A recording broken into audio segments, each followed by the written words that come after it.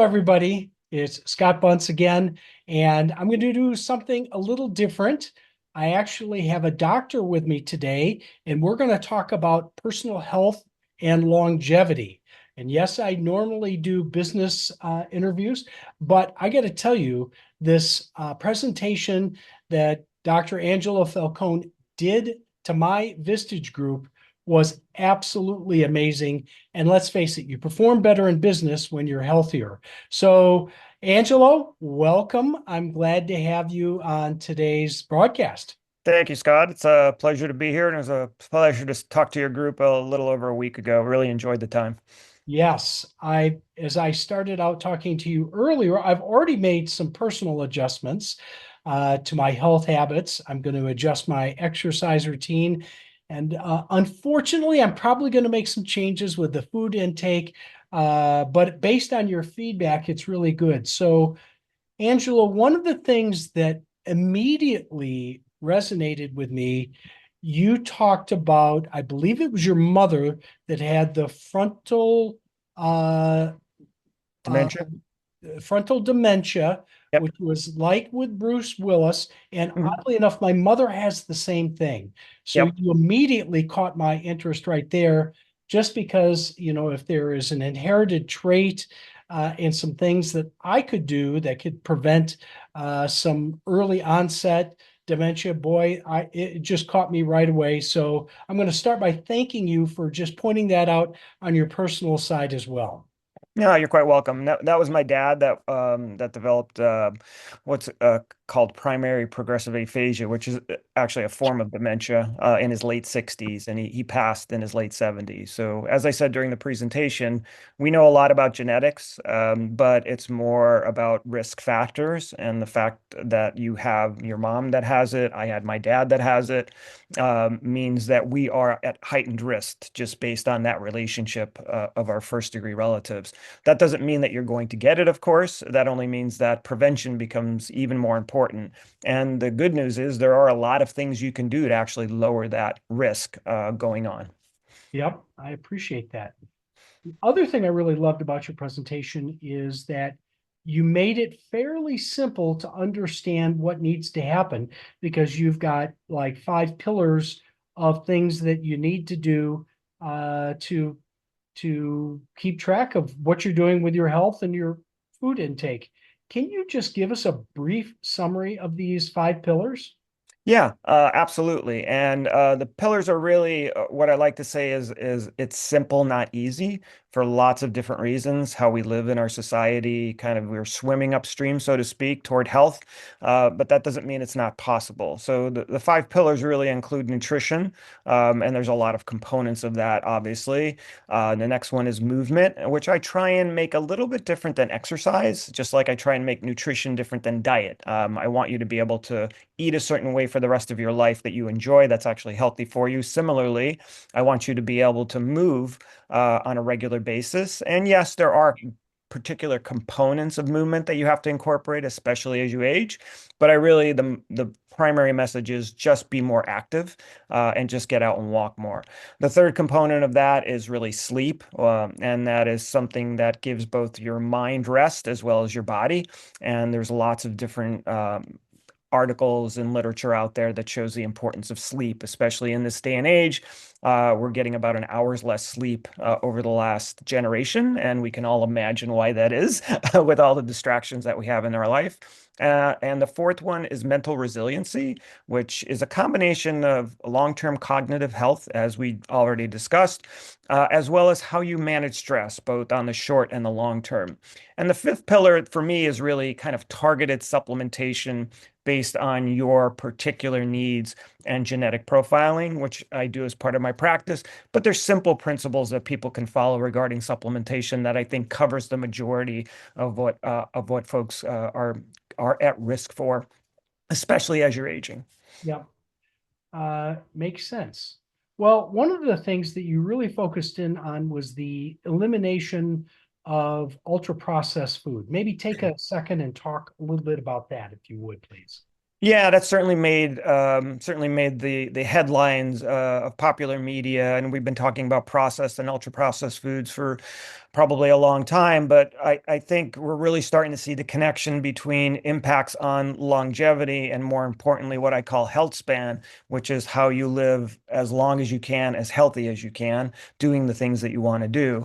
And the American diet, unfortunately, is about 60 to 70% of the food we eat is considered ultra processed, which means that we're taking food in our natural form and then mechanically to chemically converting it to something that we put into a package that we then eat. And typically that's very nutritionally dense, meaning a lot of calories, or I'm sorry, calorically dense, and nutritionally light, which means that we're going to have less of the essential nutrients that we need as part of that process.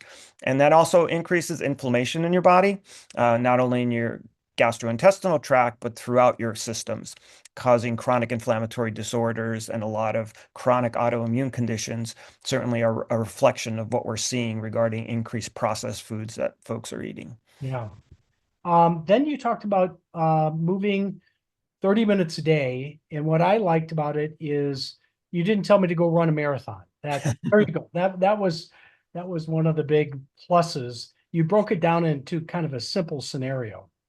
Yeah, absolutely. And I think when people think about movement, they automatically think about going to the gym and lifting heavy weights. And, that's, yes, that's important. And we should do some of that as I described in our conversation. But I really want people to understand that if you find a way to move 30 minutes a day, even if it's broken up throughout the day, so 5 or 10 minutes in the morning when you get up, and midday walk if you're doing something for lunch, and then in the evening hours. You don't have to do it all at once, but stay active throughout the day and take these mini breaks throughout the day. And then we get into more specific types of movement, especially as we're aging. Really, a combination of resistance movements, body weight is where I always start with folks. Just maintaining muscle mass becomes critically important for lots of different reasons, and having some degree of aerobic capacity, being able to walk or hike or do things that you want to do, especially as you continue to age. You have to stress your system a little bit to do that. I think walking is best, and that's where I tell people to start. But then we get more refined as we kind of say, okay, specifically, what should I be doing over the course of a week to really maximize that ability to do all those things I want to do in 20 or 30 years? Yeah. Then you touched on the glide path for sleep. And the Yep. first thing that resonated with me is my wife will be on her phone until all hours of the night. And I know that the blue light is shining in her eye. And I love my wife, but as much as I say, hey, that could be adding to your sleep issues. Oh, no, no, this calms me down, puts me out. But I know not only the blue light on phones, but you got a couple of tips on sleep as well. Could you share those, please? Absolutely. Sleep is, as I said, critically important for brain health and cognitive health, especially as we're aging, and as importantly for your general health, your immune system. Most people don't know during deep sleep, one of the phases of sleep that we have, that's when your immune system is really tuned up and taking care of all those nasty things that we're just naturally exposed to, right? We're exposed to viruses, bacteria, different toxins throughout the day through our food and through our environment. And really, deep sleep is when some of that cellular detoxification happens and kind of resetting all of the things that we need to do to be able to be healthy.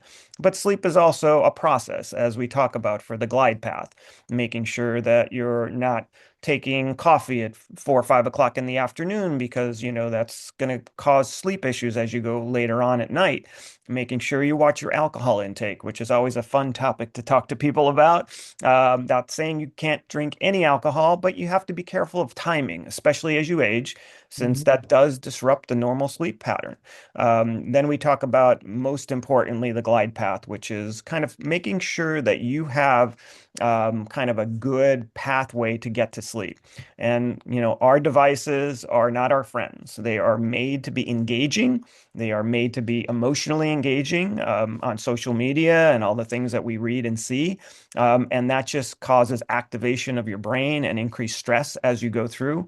And that just makes it harder and harder to sleep, especially as time goes on. So that's one of my words of advice is make sure you don't look at the phone 30 to 60 minutes before you go to bed. Do something calming that's going to allow you to get that good night's sleep, that rest for your brain as well as for your body. Mhm. Yes, I think easier said than done for some. 100% agree. 100% agree.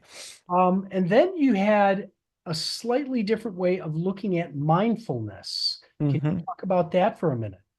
Yeah, and when I talk about mindfulness, it's a component of what I describe as mental resiliency, which again is kind of long-term cognitive health and preserving that as much as possible, as well as stress management, both short and long term. So mindfulness is important for a lot of different things, and there's certainly tons and tons of books being written, blog articles, and being written. You can walk down your local newsstand and see cover of mindfulness. It's a topic of conversation, as they say.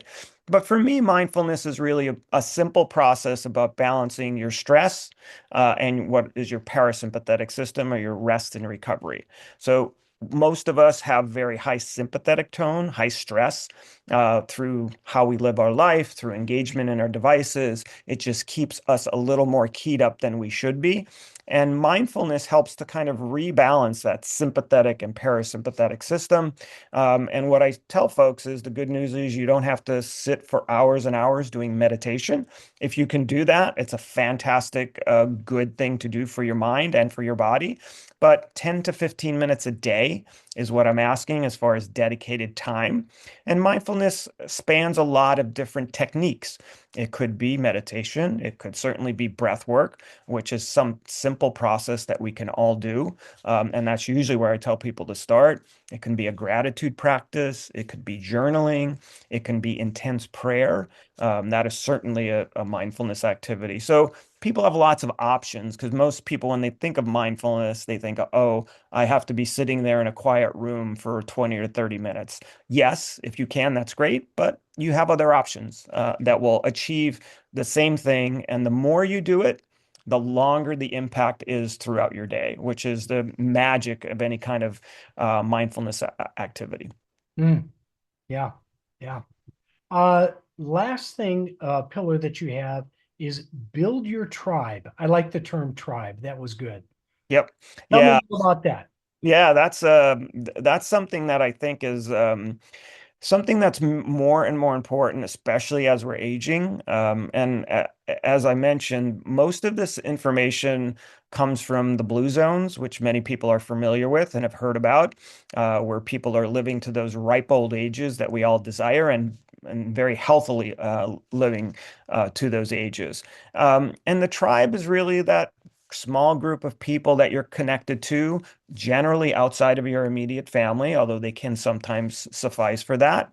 But the challenge that I put forth to many people is, especially for men specifically, we need to get out of our comfort zone a little bit. We need to make sure that we're building that small group of people that we're connected to, that we stay connected to as we age. And the community aspect of that, supporting you when times are tough, celebrating successes, especially as we're aging. Isolation and loneliness is a huge negative impact both for your mental health as well as your physical health.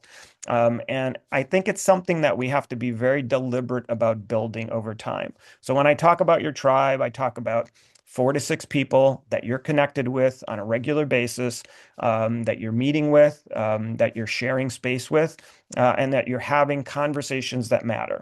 What I like to say is, are they getting past the weather and sports conversation? If you can get past weather and sports conversations, then you're probably having a meaningful conversation, and that's what tribe is all about.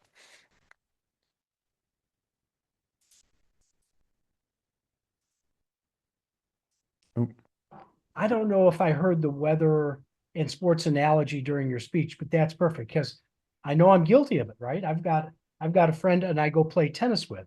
And Mhm. we talk about tennis, we talk about sports, and we probably talk about the weather. It's been a while since I went much deeper than that. Yep, that's Reality is I do ask about his wife and children and grandchildren at this point, but I it resonates with me that you got to go a little bit deeper. absolutely, absolutely. All right, so we've covered a lot of topics in a very short period of time. I know we've only scratched the surface of Mhm. what you have to offer people, both in speaking and in engagement. So tell me, Angelo, how do people get a hold of you so they can learn more about what you do, and how do you connect with them? Absolutely. Well, I have this very interesting life right now. May you live an interesting life, and mine is very interesting. So I am a physician. I have a practice where I actually see patients for integrative medicine in Rockville, Maryland. My speaking takes me across the country to groups across the country. I've gone into businesses to individually help them figure out how to structure the actual environment to make their people healthier. Because as we know, if your people are healthy and really sharp mentally, physically able to do what they want to do, it builds culture, which we're all, interested in. How do we build culture and how do we get the highest performance out of individuals? Well, it's related to your personal health and how you stay healthy, as you said at the outset. So I've done those kind of engagements as well, which I really enjoy. But people can reach me on social media. I have a Substack post. The one thing that I do on a regular basis is every month I look at all of the literature regarding longevity. And I pick out 5 to 7 articles that I find really interesting, and I kind of summarize it in a very simple way so people kind of can get the latest information on the medical literature in a very reasonable and readable fashion. And that's through Dignity Integrative, which is my practice, but it's also how people can reach me on Substack. And dignityintegrative.com is also my website, as well as on social media. So any of those are available. And through that, you have my contact information and you can reach out at any time. And I'm happy to speak with people. Angelo, this has been so informative, and thank you. I love the work you're doing for people, and the older I get, the more I think about longevity and how I'm affecting it, which I think is a natural progression. When you're young, you're going to live forever, Yep. and I think the people around the table got a lot from what you were talking about. And I love how you personalized the conversation and you were asking people what are their personal issues along the way. You nailed them all and you were very, very helpful and mindful with them. So thank you again for being part of this today. Wishing you all the best. Thank you, Scott. Pleasure to be here, and I appreciate the time. You bet.